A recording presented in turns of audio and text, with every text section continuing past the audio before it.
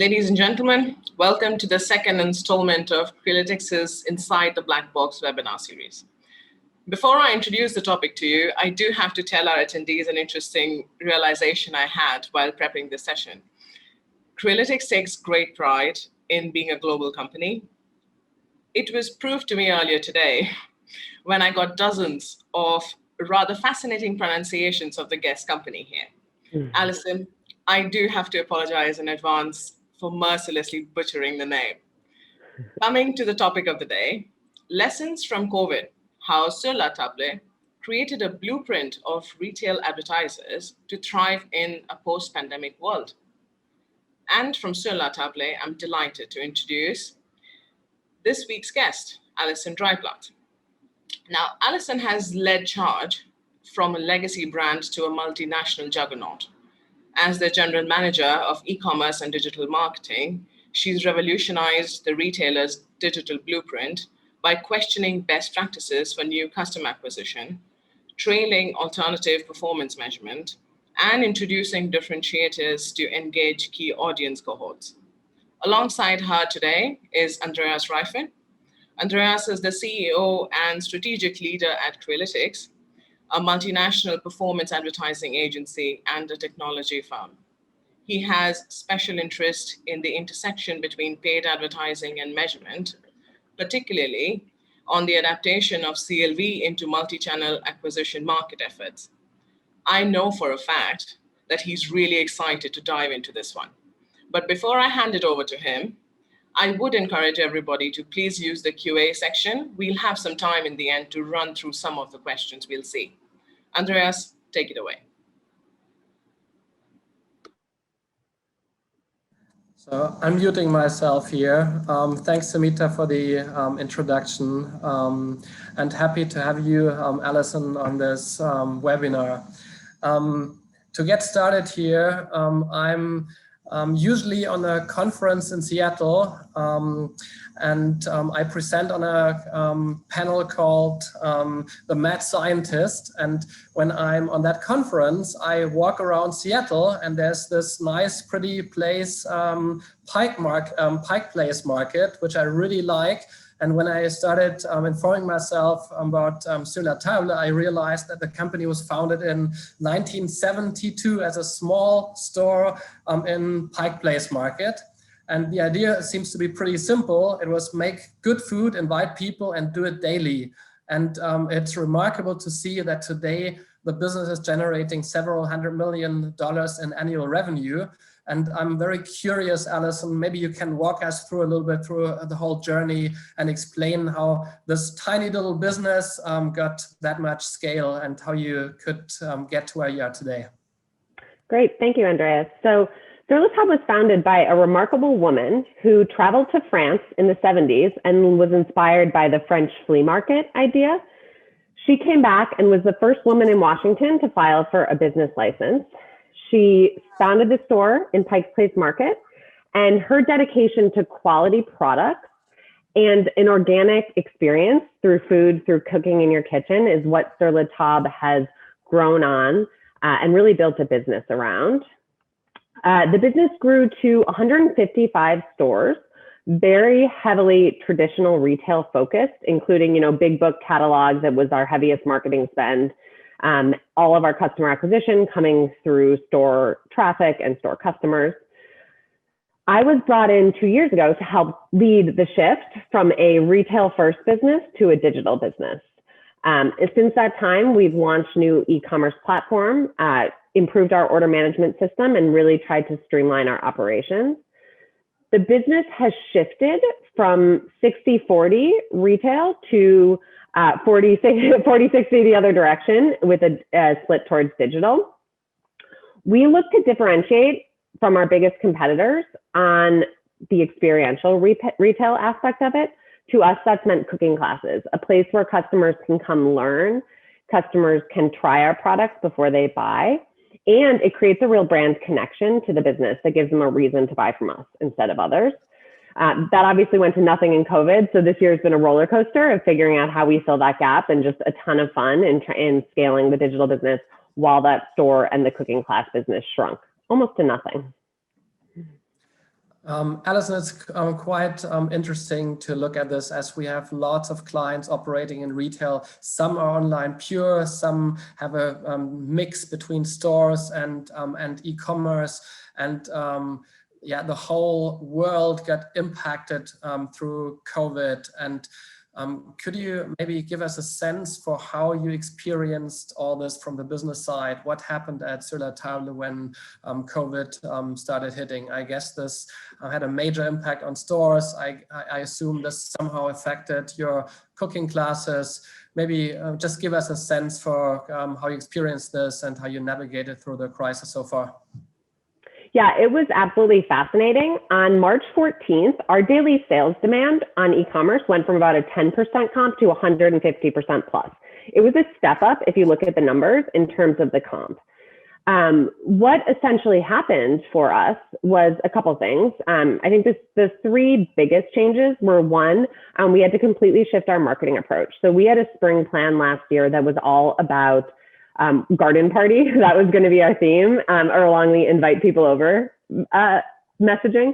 So we had to pivot that to be more about cooking and comfort and staying home. So that was one. We did that quickly. Two was, for us, we were in the right category, right time, right place. So our digital marketing actually became much more efficient. Combination of more supply, Amazon backed out of search while they were constrained in delivery. So our traffic became much less expensive. And then our conversion rate, there was also more supply of people searching. Everyone was online. It was actually funny, the first Saturday night of COVID, we blew past our Google budget because we didn't expect that volume of search. So more people online, cost down. And then our site, we were in the right category at the right time. People wanted to buy cooking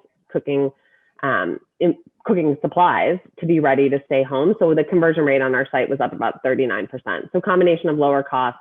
So we really spent into marketing. I think the last big thing that changed for us was that the dynamic of our business shifted in terms of categories. So our business is predominantly cookware and electrics. But during COVID, we saw people buy from us things that weren't typically sold by Sur La Table online. Mostly, I'd say food, flour, yeast. That was just kind of a quick pivot, and we were able to very quickly see how that data shifted and shift some of our marketing strategies to those products that we're selling at the time that never had before. We were very fortunate in the fact that e-commerce was scaled to the extent that it did and could cover quite, there were days where we actually more than comped the retail business from the prior year, given the cash constraints around our store rent, et cetera. And we weren't bringing in cash from those outlets. I mean, imagining that from kind of one day to another, you find a completely different environment. I guess, it sounds positive on the e-commerce side, but I'm sure it wasn't a smooth journey. Can you explain a little bit what the major challenges also were, besides just generating more demand online? Yeah, while we were investing in digital marketing, we had to furlough the vast majority of our employees. All of our field employees, all of our chefs, most of the corporate team. I kept the majority of my team due to where the business was coming from, but everyone took pay cuts. So it was a cash conservation mode. That was a huge challenge. Second, no secret that we went through a bankruptcy process. That allowed us to clean up our books. And also we ended up closing about half our stores. So now we're at 56 stores. So that was the second big challenge. And the third thing was, and I wish, this is one of my regrets, I wish I had known how long the COVID period would stretch when we started. In some respects, I don't think I would have wanted to know I'd be trapped in my house for that long. But from a business standpoint, I didn't realize how inventory constrained we'd be in Q4. And a lot of businesses saw this, but our suppliers were crunched, and we just couldn't get inventory, and it really hurt our performance in the back half of the year. So I probably would have been less enthusiastic to spend to make money earlier and kind of pull that demand forward. I would have looked for more organic demand to keep that inventory a little bit longer, because we were stocked out in Q4. How did you generally do this? And I feel it's, I mean, the problem seems to become way more obvious in these stress times, right? When something like this happens. But generally, retail kind of tends to be a self-fulfilling prophecy because you buy stock. And if you buy a lot of stock, you can sell a lot of stock. So advertising is going to work well. You have a very broad assortment. People find everything. If you don't buy that much, also your ad performance goes down because selection is very narrow. In this specific case, however, while you were facing these inventory problems, how do you manage advertising? Because on the one hand, you could say, let's just stop entirely because we can't even fulfill the demand, but then you see amazing conversion rates. How do you navigate through this, or how did you tackle this? I'd say a couple of things. One, we always are looking towards the percentage spend we have relative to demand. So I'm always trying to navigate what the right balance is between paid channels and organic channels. And I always value paid as an opportunity to bring in new customers. So we track by channel how many new customers we're bringing in, because that's the biggest differentiator to me versus organic traffic and email, the ability to expand our footprint. During that period of COVID specifically, we were getting many new customers from Google search, given how much traffic there was. And so to me, that was an area to keep spending into. So that was one of the big drivers of the decision in terms of how we kept spending into that program. As far as inventory, we track total SKU count on the site and sell through by week in terms of how we're selling, and then the productivity of that top tier of SKUs, so the top 20. When we started to run into problems, at one point, so Cyber Monday of 2019, we had 8,000 SKUs live on our site. Cyber Monday last year, we had 4,000 SKUs on the site. And in weeks, we were selling through more than 100% of our catalog because stuff was going out of stock. So if you looked at that ratio, it was over 100%. So that was a very strong indicator that inventory was still lean. I was still spending because we could fulfill the demand of what we had, but the conversion rate on the site dropped such that I naturally pulled down my spend because it was harder to get a strong return, even when you factored in a lift for new customers. So kind of the early period, the return was there. I kept spending, and we actually dramatically raised our budgets. And then towards the back half, it was very apparent we were inventory constrained, and I couldn't justify some of the spend given how the site was converting. I mean, you mentioned demand more than doubled in a matter of days. And usually retail businesses have built structures which are somewhat in line with the regular demand coming in. Now, as this has doubled, have you been facing challenges on the logistics side? And if so, how did you tackle this to get all the product out? And also, the shift to new categories, how did you manage this? So there were two pieces of it. One, we initially furloughed all of our store employees. Because we didn't know how e-commerce demand was going to shift, we did that quickly. Once we saw the lift in e-commerce demand, we actually were able to bring some store employees back in to do ships from store. So our stores function as an extended distribution network. We were able to bring some folks in to fulfill those orders. From an inventory standpoint, because the majority of our business had been retail, we were in good shape for inventory because we ended up just selling more of it through the direct channel. So that was the second piece. And then the third, we were certainly fulfillment constrained. Our lead times stretched out in terms of delivery, and it was not what I consider an amazing customer experience. And that tears you apart really when you want to deliver to new customers a great experience. We had air cover because everyone was going through the same thing. So it was a period where customers were more forgiving because all of our competitors had the same issue. So while it wasn't great, we had an opportunity where I don't think we lost customers from the delays in shipping. You mentioned initially you have your stores, you have your e-commerce business, and then you have this from the outside, maybe rather strange thing, selling cooking classes. From the outside doesn't seem the most scalable business model. Can you explain the rationale behind this? Why are you offering cooking classes? Is this a profit driver by itself, or how is this tied into the business model? Yeah, so every retailer wants a reason for customers to come and shop with them. For us, we are all about good food, and the heart and soul of our business is cooking. So for us, cooking classes is a key pillar that allows us to be different from Amazon. We're never going to ship as fast as Amazon. We're not going to have the product selection. We can be different in offering this real expertise, quality products, and experiential retail. So that's why cooking classes are so important to what we do.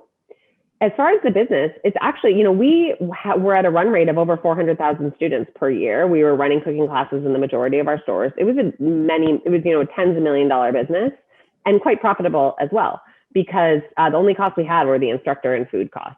So it was actually our most profitable line of business. And then you layer in, we had an average dollar per customer retail for every customer that bought in the store and tried our garlic roller. If you don't have a garlic roller, I highly recommend it. I never knew I needed one. You roll the garlic and the peel comes off. It's amazing. And so that stuff like that, like, you don't know, they buy stuff they didn't know they needed because they were in class trying it. So that was another business. We track actively revenue per cooking class customer. So those are kind of all the reasons it's important to us. Obviously went to zero. We just brought it back. And so this year we're really building, our goal is about half the revenue that we had in 2019 for cooking classes. And that includes both online and in store. Yeah, I mean, from this perspective, just my own remarks. So when I hear this, I see kind of two types of businesses. One is the more efficiency-driven business, like identify the right market, have the right processes in place, and just try to scale it. But it's a pure efficiency play in the end. What you guys seem to do is driven by a lot of authenticity, apparently, because it's, as you say, in the core, you love food, and it seems to tie pretty well into the business model, as you acquire the most loyal customers who have some emotional attachment to the brand as well. And from that perspective, this all seems to make a lot of sense. Yeah, I mean, you said the right thing. That's how we look to differentiate from Williams-Sonoma in terms of not being their image of more perfection. We're trying to be real and a little bit gritty and organic in the content and how we serve our customers. Yeah, let's talk about marketing specifically a little bit.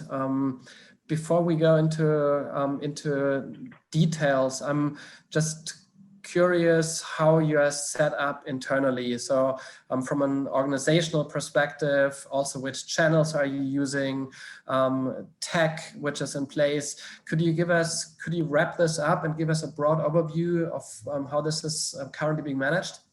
Sure. So our channels are paid search, retargeting, which we right now are only running through Facebook, social. So we're on Facebook and Instagram, and affiliates.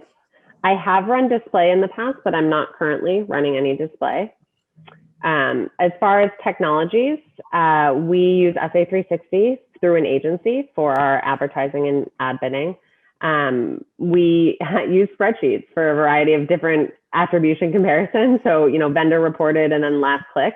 Our web analytics tool is Heat, which we've had a lot of success with. It's a really powerful tool, particularly for web funnel analytics. So that's how we measure last click attribution and kind of the whole conversion rate funnel. Those are kind of, we are pretty, actually the other big one is we use a customer data platform called Lexer, which is fantastic for easy integrations with our email platform, as well as with various marketing channels for looking at customer lifetime value by channel and segmentations, really easy to integrate in terms of targeting audiences, et cetera, through our different channels. So that's another big technology. But we are in the baby stages of digital marketing technology for sure. Looking to grow this year.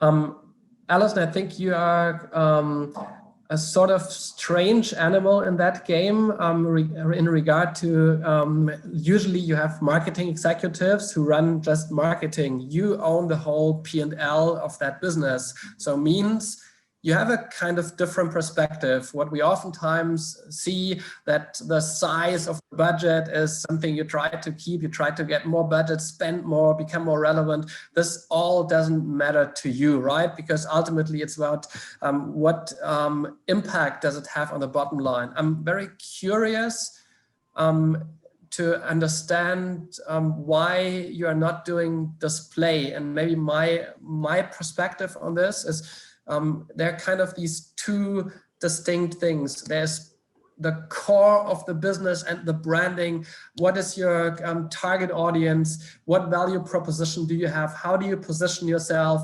How do you communicate with your ideal customer in the end? And this has a tremendous impact, undoubtedly, because this is very close to the very core of the business. And then you have the performance side. I mean, real performance advertising, whether it's paid search where you track conversions. And this is kind of listening or taking the branding side for granted and then optimizing things in a data-driven way to get the most out of this. And when I see display, it kind of lives somewhere in the middle. And my question is this really branding? Because we push ads on people who want to read something on a publisher side. Then there's this whole thing like ad fraud and lack of transparency, visibility, a lot of budget churning on the way from you as an advertiser to the publisher. I think less than 50% gets there. And yet lots of companies are spending money on this channel. You have decided to not do it. Can you explain why exactly and what your general take on this is? Yes. So there's two primary reasons. One, I view it more from what we were doing. If you're using a GDN, as kind of top of the funnel. With the specific Google Display Network, I have a hard time not controlling as much of the creative. So I wanted, that was an area where I didn't always like the creative outcome. And so that was a challenge for us. I wanted to control all the creative message, and that's why we chose our top of funnel to focus on social, where we can do more. We feel like we're more actively participating in the testing, the social, and the messaging that we're delivering to customers. So that was one. Two, we had done some incrementality testing with display, and I can't recall the exact numbers because it was a while ago, but we didn't feel like we were really getting the incremental dollar on that investment. Like the goal had been to fill the top of the funnel, and then you see the return and retargeting, and we didn't see that pan out with the holdout testing that we ran. And then, I honestly, if I'm being honest, I think actually another one, there's actually four. The third is that we were investing so much in catalog, which is real top of the funnel. We're doing direct mail, sending big books. We aren't doing that this year because of budget. But when we were doing that much catalog, like our digital spend, we wanted to be super return focused. Which leads me to the last point, which is something that I'm thinking a lot about, is are we overly return focused? By what you mentioned, I manage the P&L. I'm managing very closely to return targets. I want to be profitable on the first transaction for even new customers. That's typically my goal, just with where our slim margins are. So, the case could be made, and this is something we're thinking about this year. Should we expand and be doing a little bit more brand building and top of the funnel digitally than we have done in the past? And just knowing that that may not give us the exact return metrics that we have set up for search and our social prospecting. So something for me to think about, and I welcome your feedback on that as well. I mean, just out of curiosity, if you want to do more branding, so first of all, I would agree there's a lot of spend concentrated at the bottom of the funnel. Why? Because we usually rely on last click data, or many companies still rely on last click data, means everything low funnel looks good in the numbers, while the upper funnel stuff doesn't look that good. So I think moving this up the funnel can make sense. Specifically on the display side, would you then start running display prospecting? Would you try this? Or is it rather something where you would rather tackle social media platforms, whether it's the big incumbents or the new ones like TikTok and the likes, where there's just some more engagement and communication other than let's push ads at people? Yeah, so Pinterest is on our radar. Our wedding business is reasonably large. I think that could be a good one. You said TikTok, which kind of makes me laugh because I've just decided now TikTok is old enough for us to target because like I've seen 40-year-olds using it and that's kind of what last year I would have said it was too young. Our concerns on both of those are making content that's creative and relevant. So it's much easier to do display prospecting because you don't need content that is as exciting as engaging as you do to be successful on those other platforms. That's why those other platforms I think could be more effective. So I guess the answer is both. We're probably more interested in more the social media, Pinterest, TikTok route versus traditional display. And I actually, one other thing I didn't say that I have been really pleased with this year is our affiliate partnerships for more of that brand building and storytelling, particularly in working with Meredith and placements on, Food and Wine, BuzzFeed, where we get inclusion in articles that tell a very good story. And to me, that's a great way. It drives traffic and we get a decent return. And it also gives us an opportunity to have more editorial. So that's been an area where I've been happy with for sure. And then for this year, it's leaning more towards experimenting. Let's talk about one topic we feel is highly important and probably a bit underestimated. So let's give some context first. So we see lots of companies with a considerable ad spend in a pure efficiency mode, means they optimize their keyword level data and engagement rates they use for the bidding, and they optimize landing pages and just try to squeeze out some more revenue. And let's take the most remarkable example. If you do this on Facebook retargeting, for example, what you see is clearly not what you get.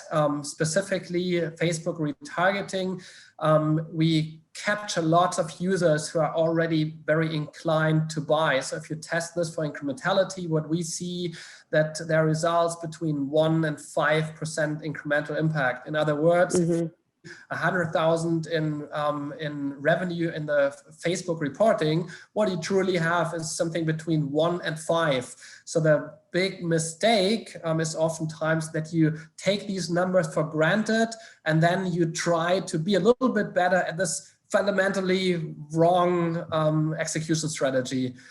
So this ties into measurement in general. Can you explain a little bit how you approach this at the interface between attribution and incrementality? So how does your decision making and budgeting work? How do you decide how much money to put into which channel? Yeah, so on the attribution front, what we do is we look at last click for all channels. And then I also look at vendor reported, normally either 28-day click or 7-day click. And I compare ROAS between the two. And I believe the truth is somewhere in the middle. There isn't really a truth, let's be honest. I mean, people have interesting customer journeys no matter where they go. So I look at both numbers and I have ROAS goals by channel based on prior incrementality tests that we've done and also by our business margin. So as I said, I back into ROAS goals by channel based on our overall return on investment goals. So for example, like I look at our margin in terms of the product mix that we sell on from the Facebook ad. I say how much drops to the bottom line. We want to be X% profitable and then apply a back into that ROAS target. The ROAS target also incorporates, so this gets to be some magic math, an incrementality haircut based on the past tests we've done. So if I, believe this channel to be 60% incremental based on prior holdout tests, then I take off 40% of the revenue. So, and then I look at it in all sorts of ranges. So it's certainly not a science. My goal is just to feel good about where we're spending the money and believe that we are driving the business and growing in a profitable way. And it's all in spreadsheets. I'm not fancy. I actually wouldn't really agree. I see the majority of even larger companies spending based upon what they see in the numbers. There were actually 3 interesting articles all along the same lines. It was eBay Topshop and Adidas, and they all at some point, sometimes intentionally, sometimes accidentally, went dark. And what they had realized is, oh, we had tons of data scientists internally, and we were basing our decisions on the assumption that we would get what we see in our reports. And when they went dark, they realized, okay, there isn't just that much. So I feel just directionally adjusting budgets based on what you see in terms of real numbers is good. And again, I think there's a difference. If you just work in marketing, you might not have a big incentive to cut off a large chunk of your budget, or to approach your superior and say, let's we've wasted our budget on retargeting. Let's stop this because a few millions have gone down the drain. In your case, you as you own the P&L, I think that's a kind of different story. I'm curious, Alison. It's now still kind of firefighting mode, still COVID. At some point, you're going to get out of this. And I'm sure you are ambitious and want to further drive performance on the marketing side. Where do you see the biggest potential? Where do you see the biggest challenges going forward? Yeah, so for us, the biggest opportunities next year are, honestly, some of them are not on the marketing side. We have to launch buy online, pick up in store, which will have a marketing component, but it's more technical. And then we want to launch some conversion rate improvement initiatives. So, different payment plans, and then improve our dropship vendor experience. So those are three big initiatives for this year that require combination of, cross teamwork and substantial investment. As far as marketing goes, the big things for us will be, I honestly want to maintain a lot of the efficiency that I had last year with marketing. It's kind of a lower goal than I like to set, but we were so strong last year that I would like to maintain it. And then where do we grow? I want to move into some experimental platforms, as we already discussed. The third thing from a measurement standpoint, I mentioned I back into ROAS and just taking search for an example with a profitability goal. I'm working on getting costs added to our data layer so that we can bid to margin, including our order cost. And then ideally, I had been thinking setting different ROAS goals based on category and margin, because we have big variations between our branded products and vendor branded. Andreas, I know you have some ideas. Your idea sounds better than mine, bidding to an overall return target versus having different ROAS targets by program. So that's kind of where I'd really like to go from a return standpoint. And then the final thing is with Lexer, our CDP, getting better measurement on customer acquisition by channel. As I mentioned, we did that a little bit towards the end of last year. The challenge for us is having an omni customer view. So making sure we're identifying and matching retail store customers to e-commerce customers and truly getting a measurement for what's new in terms of customer coming in. So that's a big thing for me as well, so that we can understand the new customer contribution by channel. I have tons of questions related to what you let's start with the non-marketing topics. Dropship. Is this kind of a marketplace model you're implementing, or what's the strategy behind this? So dropship, is when we take a customer order and we pass that order to the vendor and they ship it for us. So it's not a marketplace model for us necessarily. I mean, I guess you could think about it that way. It's just for us more, it's a way to kind of subsidize inventory. So but it requires a decent amount of inventory integration and technical integration. And so we are pursuing different partners to help us with it. Right now, we have a lot of manual work that needs to happen to get that dropship done. We see almost everyone who's serious about retail, the big guys, going after platform business strategies like basically marketplace models. Is this something you're generally considering to allow brands to sell stuff through your platform instead of you buying this, having it on your inventory and then reselling it?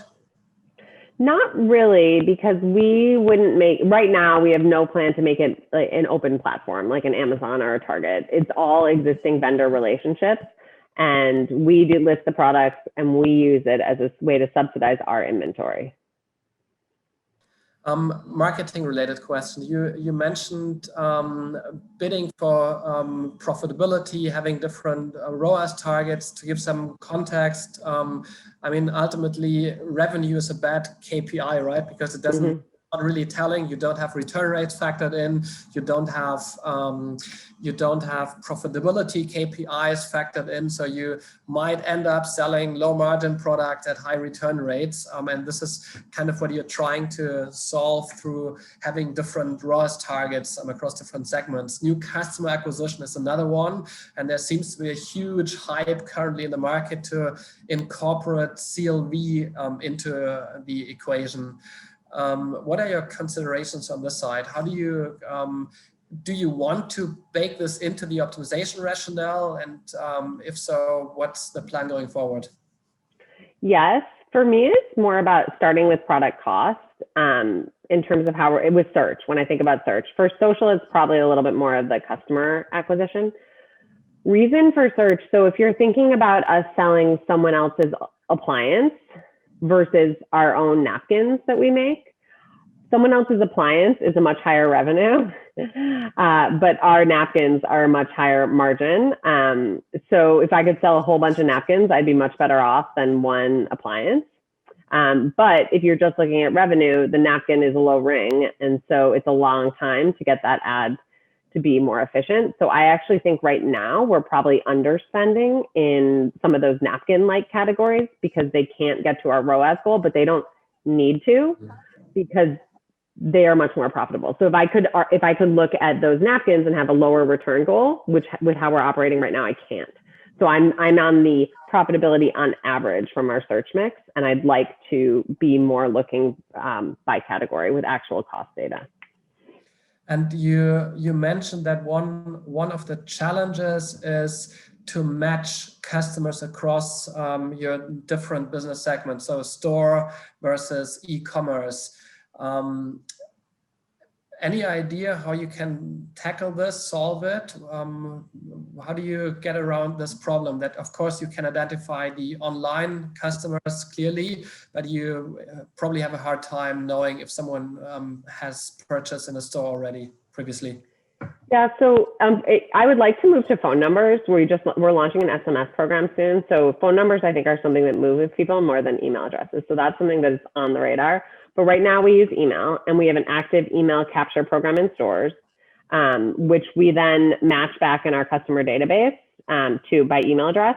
We then subsidize that with we've used Throttle in the past and Experian, just a company that helps match on other aspects of PII and merge those customer files together. So they subsidize our database and do customer match on additional points of information.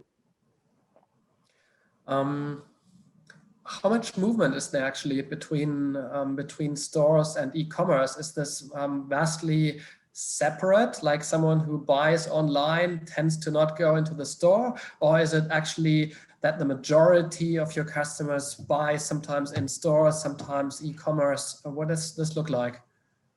So I wish I knew that exactly. We know that we are stronger in geographies where we have stores. So that's partly brand recognition, but we have bigger shares of e-commerce business within zip code radiuses of stores. We also have, can spend more in marketing in those markets. We overestimate our new customers on e-commerce because our email acquisition rate in store is so low. Like you walk into a store, you don't always want to give them your email address, or you give it wrong, or the store associate mistypes it. So unfortunately, I think we way overreport new customers in e-commerce and underestimate how many of them initially came from stores. Got it.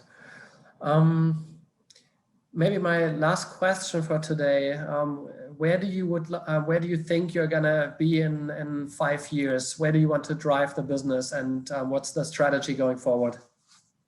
So one thing, and we didn't talk about this much, that I would love. So first of all, we need to continue building a customer experience to actually, get more on par with an Amazon because we have such a product overlap. 2, we need to focus ongoing product quality, product exclusives, and different lines, both with our partner vendors where we're strong and within our own private label world. I'd like to get our brand out there in more retail outlets with our Sur La Table sub-brand. So kind of have licensing opportunities with our private label. And then the third piece that I mentioned we didn't talk about is continue to grow our cooking schools. So that's actually a big opportunity and effort for us, both online and in store. One big change this year, people became willing to pay for online content, which is why we launched that online cooking class program. We'd tried that years ago and it didn't work. And I think there was a shift in consumer behavior this year that has allowed us to actually actively market those online classes. They're tons of fun. They're great for private events. If you want to do a virtual team event, we have an amazing collection of chefs. You learn something, it's a ton of fun. So really building those cooking class businesses is also important. All right. Alison, thanks a lot I was glad having you on this webinar. I'm really impressed with what you've accomplished. And with this, I'd like to hand back to Sumita, and maybe you have more questions you are curious about, Sumita. Yeah. Thank you. Of course, special thank you to Alison and Andreas for the riveting conversations. I do have a couple of questions that have come up, and number one would be, what are your expectations, Alison? I know once the COVID measures ease down, essentially. So what will remain? What will change in your opinion? Because the business or countries have been talking about easing things down. So what is the plan on the side of your business? Yeah, so personally, I'm very interested in that myself. I'm still feeling quite on lockdown, and we're trying to figure out the right programs to bring employees back into the office. So that's certainly top of mind just from a business standpoint. The second piece, from a sales perspective, we actually did go ahead and plan our business down for e-commerce starting next week. It looks, the metrics that we pulled down were specifically traffic, because I'm hoping for everyone on the phone that they spend less time online next year, myself included. So we have a forecast of lower traffic to our site. We also have a forecast of ongoing, I think we have a new baseline for conversion rate that we've set based on some improvements we've made. So conversion rate offsets some of that, but I actually do have a down sales forecast for March, second half of March, April, May. And actually also July for us as well, because fun fact about bankruptcy is if you declare bankruptcy, get your site ready to convert because you get so much traffic. We had a huge July. I started calling it the bankruptcy halo. It was amazing. So that's kind of not COVID, well, it's somewhat COVID related, but that's enough. So right now that's my expectation. I think we're tracking to exceed it. We wanted to be conservative in how we forecast, and we'll see. It'll be interesting. People will get out more. They're certainly going to start to go to restaurants more. So they may not need as many home cooking supplies. I do think the online class business will still be strong, because I think people are going to remain interested in not leaving their house for some content, and just kind of have gotten used to that pattern. So those are my theories so far. What do you expect the split? Pre-COVID, it was, I think you said 40% e-commerce, 60% stores. It now shifted around. Once we get into normal times, where do you expect this to be in let's say 2-3 years? Yeah, I hope the overall size of the pie is much bigger. So we're aggressively building both channels. And that's my goal. Especially, I think we can continue to grow online. We don't have a big plan right now to open more stores. So naturally we closed a bunch of stores. So that's going to be a smaller business. However, they're all in very strong markets and doing well. So we'll see. As selfishly as the digital person, I hope it stays more digital, but maybe, let's just grow the whole thing.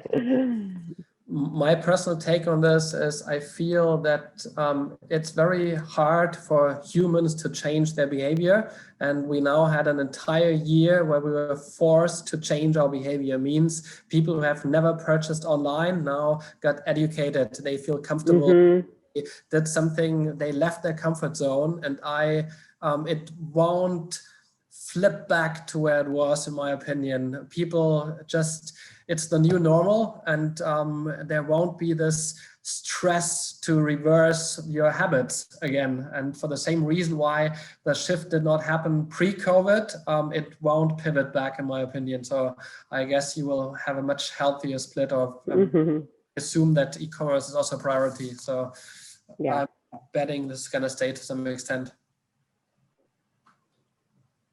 All right, we have one last question before we let everybody go. The question is that your business itself, does it also cater to B2B?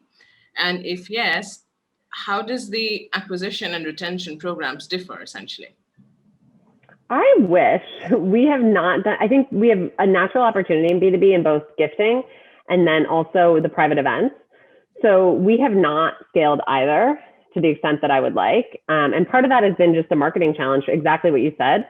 We just keep putting it on the back burner. But I think private events is a huge opportunity for us. And honestly, the way we've done that is finding people, we're in Seattle, so we've got good connections with Microsoft and Amazon, and we have a little pipeline with those two for private events for corporate. And it's been really successful. One thing for online classes that I'd like to do is the ability for private event folks to order the food for people. So then you can host an event and like their, grocery delivery shows up at their door and they don't need to worry about it. So that's something I'm working on right now. It's not a huge revenue driver for us, but I think that piece would be a better customer experience. Last point, Alison, someone from the audience posted this. Let me phrase this in a different way. Would you have to cut off either Google or Facebook ads? What would you do? So to be honest, for me, it would be Facebook. Although I think we probably do get a halo on. I mean, for me, search is just so intent driven. The conversion rate is high, and it would break my heart because I love telling our story on social. But with how we're focused on return, as we've discussed, that's where I know I'm getting the return. Tough question. It's just hypothetical. All right. I love would you rather questions. They're so much fun. Good. Alison, thanks again. Thanks a lot for sharing your thoughts here. Thank you. This was fun. Appreciate everyone who joined. Thank you.